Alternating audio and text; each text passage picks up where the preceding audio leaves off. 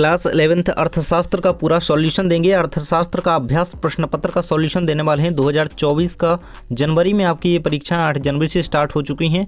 तो हम पूरा सॉल्यूशन 1 से लेकर के 23 तक के सभी प्रश्नों का उत्तर आपको इस वीडियो में देने वाले हैं। देखिए 80 नंबर का आपका पूर्णांक है और 80 में 80 नंबर पूरे चाहिए।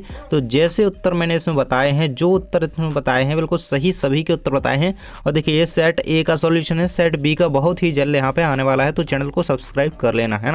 ये देखिए यहाँ पे हम देखेंगे सभी क्वेश्चन के आंसर और इसका पीडीएफ आपको सॉल्यूशन के साथ इसका पीडीएफ कैसे मिलेगा वो मैं आपको बताऊंगा, है ना। सभी का सॉल्यूशन देने वाला हूँ। देखिए सबसे पहले आपके सही विकल्प प्रकार के प्रश्न थे। पहला क्वेश्चन है सांख्यिकी के जनक हैं, तो आंसर लगाएंगे आप गॉटफ्रॉयड एकेनवाल। आंसर रहेगा बी नंबर का ऑप्शन बिल्कुल राइट आंसर आपका, है ना। इसके बाद अगला क्वेश्चन है भारत में कितने वर्षों में अंतराल में जनगणना की जाती है, तो 10 वर्ष आपका आंसर यहाँ पर रहेगा 7 नंबर का ऑप्शन। इसके बाद है किसी श्रृंखला को बराबर भागों में विभाजित करने को क्या कहा जाता है, तो शतमक नहीं दशमक कहा जाता है। आ नंबर का ऑप्शन लगाएंगे।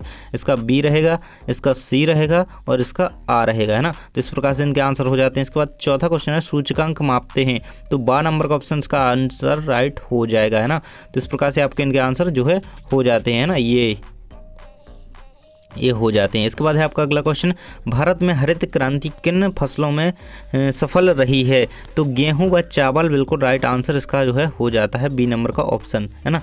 तो इसके बाद है अगला भारत में आर्थिक सुधारों का आरंभ हुआ, तो कब हुआ, 1990 में हुआ। आंसर रहेगा आपका 1990। इस प्रकार से आपके इन सभी के 6 के 6 आंसर ये हो जाते हैं यहाँ पे कंप्लीट। तो जल्दी से चैनल को सब्सक्राइब और कर दो वीडियो को लाइक, क्योंकि आपको हर एक क्वेश्चन का आंसर यहीं पे मिलने वाला है। हर एक सब्जेक्ट का जिसका भी सॉल्यूशन आपको चाहिए कमेंट बॉक्स में बताइएगा। रिक्त स्थानों की पूर्ति कीजिए। देखिए पहला है खालिस्तान निवेश मानव पूंजी का मुख्य स्रोत है। आंसर आपका रह जाएगा यहाँ पे शिक्षा एवं स्वास्थ्य, है ना। शिक्षा और स्वास्थ्य इसका आंसर आपको लिखना है। इस प्रकार से आप इसका आंसर लिख देंगे शिक्षा एवं स्वास्थ्य, है ना। पहले का आंसर यहाँ पे हो जाएगा। इसके बाद है आपका सेकंड नंबर का क्वेश्चन है नाबार्ड की स्थापना खालिस्तान में हुई, तो 12 जुलाई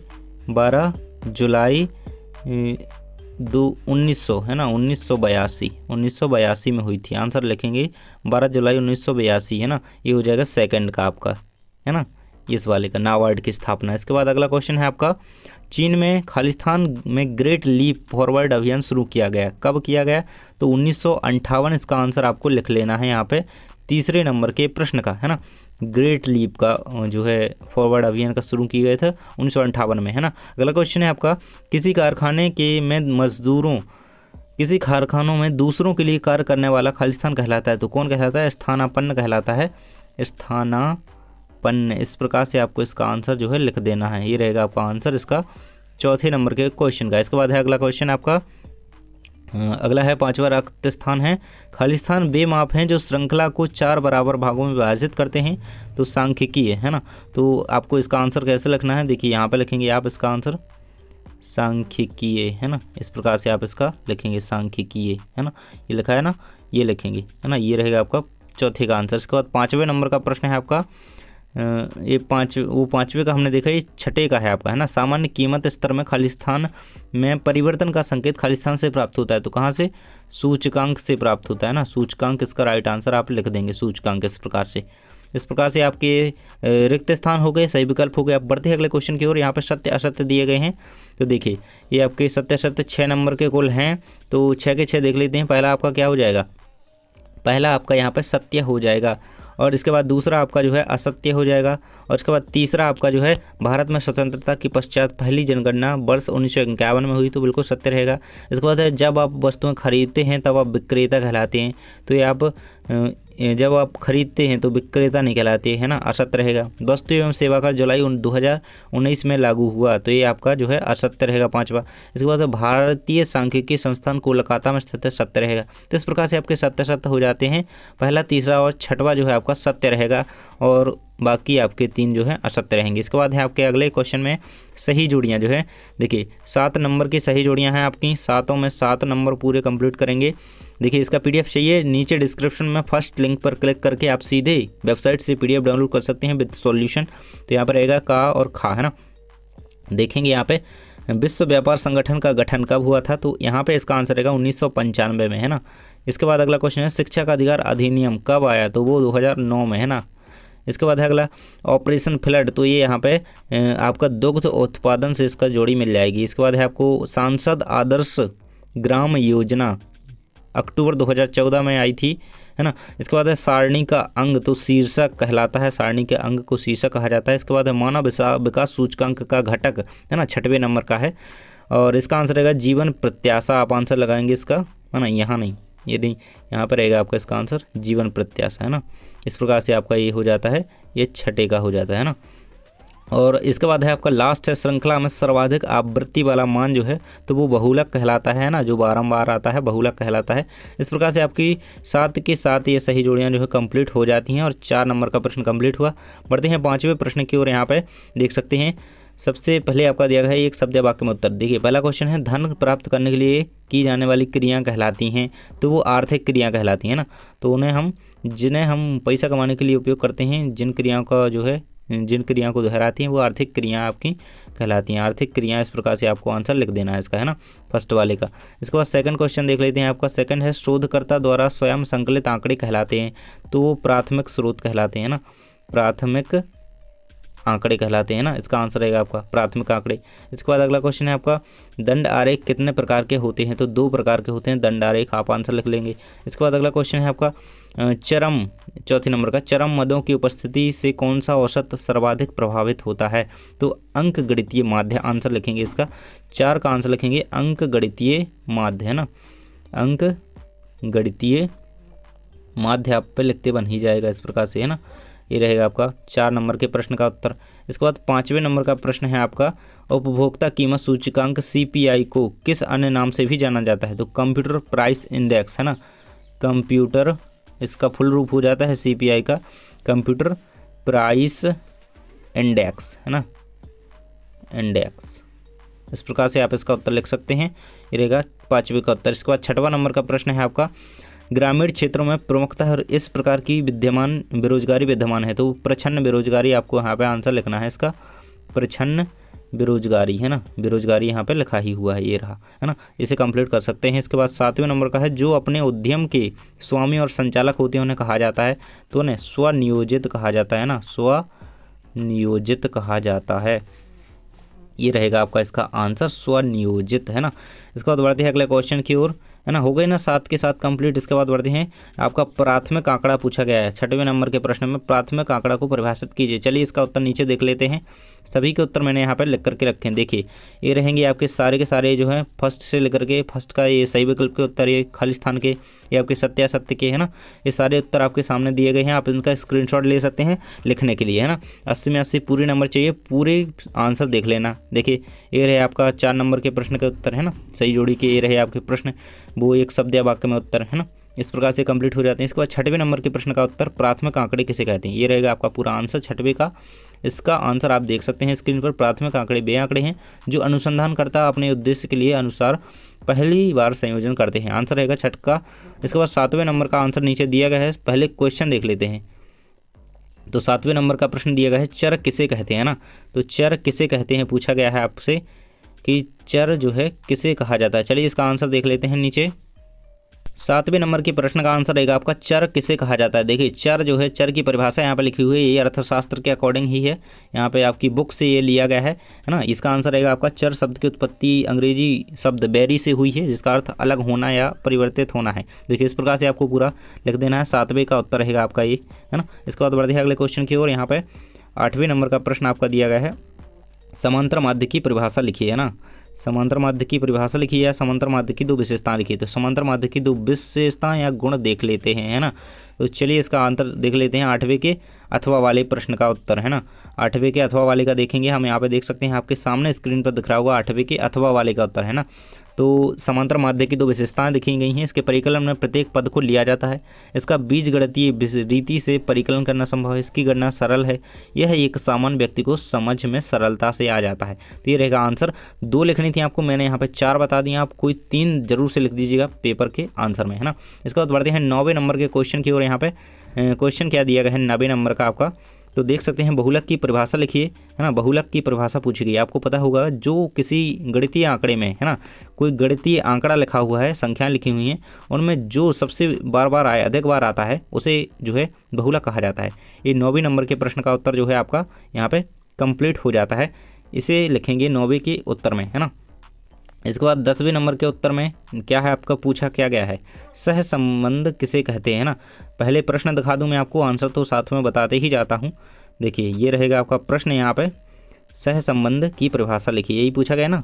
तो मैंने दो लोगों के अकॉर्डिंग सह संबंध की जो है आपको परिभाषा यहाँ पे बता दी है, ये रहेगी सह संबंध की, है ना। एक कोई लिख लीजिएगा, या फिर ये या फिर ये, है ना, ये लिख लेंगे, सरल सी आप याद कर लेंगे तो अच्छा रहेगा। वैसे अगर नंबर कटने के चांस ना रहें, टीचर सोचे कि बड़ा लिखा है थोड़ा, तो वैसे परिभाषा ये भी सही है, कोई भी चल जाएगी, है ना। ये रहेगा आंसर। तो बढ़ते हैं अगले क्वेश्चन की ओर, यहाँ पे देख लेते हैं 11वें नंबर का प्रश्न आपका क्या कह रहा है। तो 11वें नंबर का प्रश्न यहाँ पे दिया गया है, मानव पूंजी क्या है ना। तो मानव पूंजी पूछा गया है, इसमें मानव पूंजी क्या है, इसका उत्तर देख लेते हैं हम नीचे। तो 11वें नंबर के प्रश्न का उत्तर यहाँ पे दिया गया है, आप देख सकते हैं मानव पूंजी के बारे में समझाया गया है ना। ये रहेगा पूरा उत्तर 11वें का कंप्लीटली आंसर, है ना। इसके बाद बढ़ते हैं 12वें नंबर के प्रश्न की ओर। तो आपका 12वें नंबर का प्रश्न जो है पूछा गया है, ग्रामीण विकास का अर्थ लिखिए, है ना। ग्रामीण विकास का जो है आपको अर्थ लिखना है। तो चलिए इसका उत्तर देख लेते हैं नीचे। तो आपका आंसर सामने ही दिया गया होगा 12वें नंबर के, है ना। ग्रामीण विकास का आपको अर्थ पूछा था, है ना। तो ये रहेगा आपका कंप्लीट आंसर इसका, ग्रामीण विकास वाले क्वेश्चंस का। इसका कंप्लीट आंसर आप दो लोगों के अकॉर्डिंग लिख सकते हैं, या तो ये लिख लीजिएगा या फिर ये लिख लीजिएगा, है ना। दो लोगों ने इसकी परिभाषा दी है, इसको लिखा है ग्रामीण विकास को समझाती हुई, तो कोई भी लिख लीजिएगा इनमें से एक, है ना। तो ये हो जाएगा आपका कंप्लीट 12वें नंबर के प्रश्न का उत्तर। इसके बाद 13 नंबर के प्रश्न की ओर बढ़ते हैं।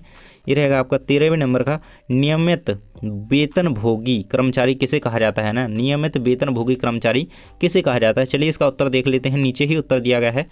तो अभी तक यदि आपने चैनल को सब्सक्राइब नहीं किया तो कर लीजिए, क्योंकि यहाँ पे हर एक सब्जेक्ट का सॉल्यूशन इसी प्रकार से आपको दिया जाएगा, है ना। ये रहेगा आपका 13वें का उत्तर, है ना। तो यहाँ पर नियमित वेतनभोगी कर्मचारी पूछा गया था। तो जब किसी श्रमिक को कोई व्यक्ति या उद्यम नियमित रूप से काम पर रख ले, उसे मजदूरी रख कर उसे मजदूरी देता है, तो वह श्रमिक नियमित वेतनभोगी कर्मचारी जो है कहलाता है। ये रहेगा आंसर आपका। बढ़ते हैं अगले क्वेश्चन की ओर। 14वें नंबर का प्रश्न है आपका, देखिए ये रहेगा, ये पर्यावरण को परिभाषित कीजिए। बहुत ही सरल क्वेश्चन यहाँ पे पूछा गया है, 14वें नंबर का प्रश्न है। पर्यावरण को जो है आपको परिभाषित करना था, यहाँ पे रहेगा आपका आंसर, ये रहेगा आपका, है ना। पर्यावरण की परिभाषा वैसे तो ये दी गई है इनके अकॉर्डिंग, है ना, मैकाइवर तथा पेज के अनुसार ये दी गई है पर्यावरण की परिभाषा, है ना। भौगोलिक पर्यावरण उन समस्त दशाओं से बना है जो प्रकृति ने मनुष्य को प्रदान की है ना। तो हमारे चारों का जो वातावरण है वो पर्यावरण है, तो यही लिख सकते हैं आप वैसे तो। इसके बाद बढ़ते हैं अगले क्वेश्चन की ओर। यहाँ पे आपका 15वें नंबर का प्रश्न देखेंगे हम, मानव विकास सूचकांक के विभिन्न घटकों के नाम लिखिए, है ना। तो 15 प्रश्न का उत्तर देखेंगे, हर एक प्रश्न का उत्तर आपको अच्छी तरीके से लिखना है और बिल्कुल ऐसे ही उत्तर लिखना है जैसे इसमें दिए गए हैं ना। इसका 15 नंबर के प्रश्न का उत्तर हो जाता है मानव विकास सूचकांक HDI, है ना। तो ये रहेगा, इसका फुल फॉर्म ही है ये मानव विकास सूचकांक HDI का, है ना। HDI इस प्रकार से आप लिख सकते हैं। पूरा का पूरा आंसर आपके सामने 15वें नंबर के प्रश्न का जो है आंसर दिया गया है, ये रहेगा 15 का आंसर। इसे आप कंप्लीट कर सकते हैं। इसके बाद बढ़ते हैं अगले क्वेश्चन की ओर, जो कि आपका क्वेश्चन नीचे दिया गया है, देख सकते हैं। 16 नंबर का प्रश्न होगा यहाँ पे, ये रहेगा आपका, है ना। सतत एवं विविक्त चर में अंतर लिखिए, है ना। सतत एवं विविक्त चर में अंतर पूछा गया है और इसका यही क्वेश्चन देख रहे हैं हम, सतत और विविक्त चर में जो है अंतर। तो ये इसका आंसर जो है दिया गया है, ये रहेगा आपका 16वें नंबर के प्रश्न का उत्तर। सामने आपको लिखा भी है कि किसका उत्तर है ना। सतत एवं विविक्त चर में अंतर पूछा गया था, तो 3 अंतर यहाँ पे बता दिए हैं मैंने, है ना। ये रहेगा आपका कंप्लीटली इसका आंसर, अच्छी तरीके से लिख लीजिएगा। वह चर जो एकाएक या पूर्णांकों में बढ़ता है विविक्त चर कहलाता है, और ये आपका जो चर एक या दी गई सीमा के भीतर कोई भी मूल्य हो सकता है, वह सतत चर कहलाता है। देखिए ये उल्टा लग गया है शायद, यहाँ इसका यहाँ पे लिखा है ना। तो ये अच्छी तरीके से ये बस चेंज कर लीजिएगा आप, यहाँ पे विविक्त चर लिखेंगे, यहाँ पे सतत चर लिखेंगे, तो आपका सही माना जाएगा, है ना। ये रहेगा आपका कंप्लीट इसका। चलिए बढ़ते हैं अगले क्वेश्चन की ओर, और आपका क्वेश्चन क्या है ना। इसके बाद कौन सा क्वेश्चन है आपका, 17वें नंबर का क्वेश्चन है। तो आपको क्या करना था कि निम्न आंकड़ों को, आपके आंकड़े दिए गए थे 75, 72, 35, 45, 66, इनको माध्य की गणना करनी थी, इनके माध्य की गणना। तो चलिए देख लेते हैं किस प्रकार से आप करेंगे इसका उत्तर। तो आपको इसमें करना क्या है, मैं आपको बता दूंगा कि आपको किस प्रकार से उसका निकालना है। देखिए 17 का उत्तर सामने पूरी स्क्रीन पर दिख रहा होगा। तो समांतर माध्य की गणना के लिए निम्नलिखित जो है कदम लेना चाहिए। सभी आंकड़ों को जोड़ लें, जितने भी आंकड़े हमें दिए गए हैं जोड़ लें। तो इनका जोड़ जो है 242 आ रहा है जोड़ने के बाद, है ना। तो ये रहेगा, इसके बाद 242 92, है ना, ये हो जाएगा आपका। जोड़े गए आंकड़ों की संख्या से भाग करें, है ना। जितने आंकड़े हैं 1 2 3 4 5, तो उनकी उस संख्या से इसको भाग दे दें। 58 आ गया यहाँ पे। इसके बाद आपको जो है प्रक्रिया पूरी दी गई है, तो यहाँ तक इसका कंप्लीट जो है कर लेंगे, है ना। समांतर माध्य उसका निकल आएगा 58, है ना। तो यहाँ पे आपको नहीं पढ़ना है, ये अलग है। इसका आंसर आपका 58 हो जाता है 17 का, है ना। बढ़ते हैं अगले क्वेश्चन की ओर। यहाँ पे 18वें नंबर का प्रश्न आपका दिया गया होगा, देख सकते हैं यहाँ पे। ये 18 में पूछा गया है, चतुष्क को परिभाषित कीजिए। देखिए अथवा वाले की बात कर रहा हूँ मैं, है ना। चतुष्क को परिभाषित कर उच्च चतुष्क की गणना का सूत्र लिखिए। चलिए इसका उत्तर देख लेते हैं, अथवा वाले का, 18 के अथवा का, है ना। तो उच्च चतुष्क की जो है गणना का आपको यहाँ पर सूत्र लिखना है और चतुष्क की परिभाषा पूछी गई है। तो ये रहेगा आपका 18 के अथवा वाले का आंसर। यहाँ पे देख सकते हैं कंप्लीट आंसर रहेगा आपका। तो ये पूरा आंसर आपको यहाँ पे लिख लेना है, अच्छी तरीके से लिख लेंगे। इसका चतुष्क विलयन विचलन, इसका सूत्र यहाँ पे लिखा हुआ है आपके सामने, देख सकते हैं। तो इस प्रकार से आपको इसे कर देना है। 19 का उत्तर देखेंगे अथवा का प्रश्न पहले देख लेते हैं। देखिए तो प्रश्न देखना पहले आवश्यक है। देखिए ये रहेगा आपका, भारत में 1991 में आर्थिक सुधारों की आवश्यकता क्यों पड़ी, बिंदुओं में लिखिए। लेकिन हम इसके जो है अथवा वाले का उत्तर देखेंगे, रिजर्व बैंक व्यावसायिक बैंक पर किस प्रकार नियंत्रण रखता है ना। रिजर्व बैंक का नाम क्या है, रिजर्व बैंक होती है जो आरबीआई है जैसे, है ना। आरबीआई है तो रिजर्व है ना। और व्यवसायिक है जैसे एसबीआई हो गई, है ना। तो इस प्रकार से इस पर जो आरबीआई है जो एसबीआई पर किस प्रकार नियंत्रण रखती है, तो वो आपको पूछा गया है। देखिए, है ना, जो उसकी प्रक्रिया होती है जान लेते हैं। यहाँ पे 19वें के अथवा वाले का उत्तर देख रहे हैं हम। ये देखिए, रिजर्व बैंक व्यावसायिक बैंक पर निम्न प्रकार से नियंत्रण रखता है। तो यह एक न्यूनतम रोकड़ से राशि अनुपात निर्धारित करता है जो व्यावसायिक बैंक के रिजर्व पर पास रखने पड़ती है। इसे नगद आरक्षित अनुपात कहा जाता है ना। इस प्रकार से आप इनके 3 पॉइंट लिख दीजिएगा, आपको पूरे नंबर मिल जाएंगे। देखिए ये रहेगा पूरा कंप्लीट आंसर 19 के अथवा का, है ना। बढ़ते हैं अगले क्वेश्चन की ओर। यहाँ पे आपका अगला प्रश्न दिया गया होगा, 20 नंबर का प्रश्न होगा। देखिए यहाँ पे आंसर आपको दिया गया है। देखिए 20 का उत्तर है, 20 का प्रश्न है, सॉरी। हाँ देखिए, सूचकांकों की रचना में रखने वाली सावधानियां कौन सी है ना। तो चलिए इसका उत्तर देख लेते हैं। सूचकांकों की रचना में रखने वाली सावधानियां कौन कौन सी हैं। 20वें नंबर का प्रश्न है आपका। हर एक प्रश्न का उत्तर यहाँ पे बताया जा रहा है। तो अभी तक चैनल को सब्सक्राइब नहीं किया है यदि, तो कर लीजिए, क्योंकि इसी प्रकार से आपके अन्य सारे सब्जेक्ट्स। देखिए कमेंट बॉक्स में बताइए कि आपको किस सब्जेक्ट का सॉल्यूशन चाहिए। देखिए सूचकांक की रचना करते समय निम्नलिखित बातों का जो है ध्यान रखना चाहिए। तो ये बातें निम्नलिखित हैं जिनका हमें ध्यान रखना चाहिए, है ना। सूचकांक का उद्देश्य जो है स्पष्ट होना चाहिए। सूचकांक के लिए मदों का चयन जो है सावधानी पूर्वक करना चाहिए। इस प्रकार से आप इन्हें 5 जो है पॉइंट लिख देंगे इसके, तो आपको पूरे नंबर मिल जाएंगे, है ना। इसके बाद है आपका जो है 21वें नंबर का प्रश्न। तो इसके अथवा वाले का हम उत्तर देखेंगे। पहले हम प्रश्न देख लेते हैं 21 का, है ना। अथवा वाले का देखना है। तो प्रश्न में पूछा गया था हरित क्रांति क्या है, इसने किसानों को कैसे लाभ पहुँचाया। चलिए इसका उत्तर कंप्लीट देख लेते हैं। तो हरित क्रांति वाले प्रश्न का जो है कंप्लीट आंसर यहाँ पे दिया गया है आपको, 21 नंबर के प्रश्न का उत्तर। तो आपकी स्क्रीन पर पूरा उत्तर जो है दिखाई दे रहा होगा। ये रहेगा अथवा वाले का 21 का उत्तर, प्रश्न भी साथ में लिखा हुआ है ऊपर। ये रहेगा उत्तर आपका, कंप्लीट लिख लेंगे इसे अच्छी तरीके से, है ना। हरित क्रांति से अभिप्राय कृषि उत्पादन में वृद्धि होने वाली भारी वृद्धि से है, जो कृषि में की नई नीति अपनाने के कारण हुई है ना। इस प्रकार से आप इसका कंप्लीट आंसर जो है लिख सकते हैं ना। और इसके बाद आपका 22वें नंबर का प्रश्न है। तो चलिए पहले प्रश्न देख लेते हैं यहाँ पे। और आपका ये सेकंड लास्ट क्वेश्चन है, आजीविका को धारणीय बनाने के लिए कृषि का विविधीकरण क्यों आवश्यक है। चलिए इसका उत्तर देख लेते हैं। यही उत्तर देखेंगे हम, आजीविका को धारणीय बनाने के लिए विविधीकरण, है ना, विविधीकरण क्यों आवश्यक है। तो इसका आंसर जो है आपके सामने दिया गया है, देख सकते हैं यहाँ पे। देखिए यही है ना, आजीविका को धारणीय बनाने के लिए कृषि का विविधीकरण आवश्यक है, क्योंकि, है ना। तो क्योंकि कृषि एक मौसमी गतिविधि है, अतः इसे अन्य गतिविधियों द्वारा पूरक बनाने की आवश्यकता है। आजीविका के लिए पूर्णतः खेती पर निर्भर करने में बहुत गहरा खतरा है ना। तो खेती पर ही तो निर्भर नहीं रह सकते। यह ग्रामीण लोगों की अनुपूरक लाभकारी रोजगार उपलब्ध कराने के लिए आय एवं उच्च स्तर द्वारा निर्धनता उन्मूलन में सक्षम बनाता है। तो ये रहेगा इसका कंप्लीट आंसर आपका 22वें नंबर के प्रश्न का। इसके बाद 23 का उत्तर सामने दिया गया है, लेकिन पहले प्रश्न देखना आवश्यक है। देखिए पहले प्रश्न देख लेते हैं। और आपका ये प्रश्न रहेगा, है ना। प्रश्न में क्या है, पिछले 2 दशकों में चीन और भारत में देखी गई समृद्धि दर की जो है प्रवृत्तियों की व्याख्या कीजिए, है ना। समृद्धि दर देखना है भारत और चीन की, है ना, पिछले 2 दशकों की। 23वां है और लास्टवां क्वेश्चन है आपका, है ना। तो चलिए और अगर हमने ये क्वेश्चन देख लिए तो हम पूरे क्वेश्चन जो है आपके कंप्लीट कर चुके होंगे। देखिए ये रहेगा, आपको स्टार्टिंग में इस प्रकार से लिखेंगे, फिर मैं नीचे आंकड़े दिखा रहा हूँ, है ना, ये तो लिखना है, ये आपको ये पूरा लिखेंगे यहाँ तक, देखिए यहाँ तक, फिर आंकड़े देख लेते हैं। तो इस प्रकार से आपको ये 23 का ही उत्तर है ना, ये लिखा है ना यहाँ पे 23 का उत्तर, ये 23 के उत्तर में ही आगे लिखना है। तो ये आंकड़े आपको इस प्रकार से लिख देने हैं। प्रश्न क्रमांक 23 का ही ये उत्तर है। देखिए 1980 से 2003 में सकल घरेलू उत्पाद की समृद्धि दर, तो इस प्रकार से आप लिख सकते हैं, जो भारत की लगभग चीन के मुकाबले कम, सीधी आधी ही है ना, सकल घरेलू उत्पाद दर जो है, समृद्धि दर जो है आधी है ना। देखिए इसकी इतनी है 10.3 है और 5.7 भारत की, लगभग आधी ही है। तो इस प्रकार से इसका कंप्लीट आंसर आपका हो जाएगा, है ना। तो यहाँ तक हम सभी कंप्लीट जो है, देखिए 23 यहाँ तक पूरी तरीके से कंप्लीट हो चुका है ना। ये आंकड़े बताए गए हैं, है ना। US डॉलर में 7.2 ट्रिलियन, है ना, इतनी थी चाइना की, और इंडिया की कितनी थी 3.3 ट्रिलियन, है ना, डॉलर। तो इस प्रकार से बहुत बड़ा अभी गैप है। इस प्रकार से इसका कंप्लीट कर लेंगे 23 का। तो 1 से लेकर के 23 तक के सभी प्रश्नों के उत्तर जो है मैं आपको कंप्लीट करवा चुका हूं। तो अभी तक आपने यदि चैनल को सब्सक्राइब नहीं किया है तो जल्दी से कर लीजिए, क्योंकि यहाँ पे आपको सभी के क्वेश्चन 1 से लेकर के जितने भी आपके क्वेश्चन जिस पेपर में हैं सभी के सॉल्यूशन दिए हैं और चैनल पर अपलोडेड हैं, जाकर के देख लीजिए। थैंक्स फॉर वॉचिंग, मिलते हैं नेक्स्ट वीडियो में, और डिस्क्रिप्शन में PDF का लिंक है, जाकर के डाउनलोड कर लीजिए। थैंक्स फॉर वॉचिंग, मिलते हैं नेक्स्ट वीडियो में।